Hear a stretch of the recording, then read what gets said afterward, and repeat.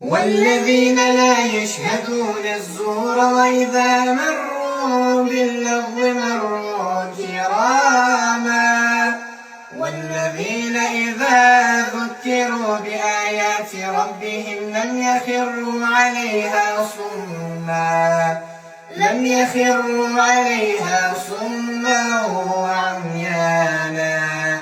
والذين يقولون ربنا هب لنا من أزواجنا وذرياتنا قرة أعين واجعلنا للمتقين إماما أولئك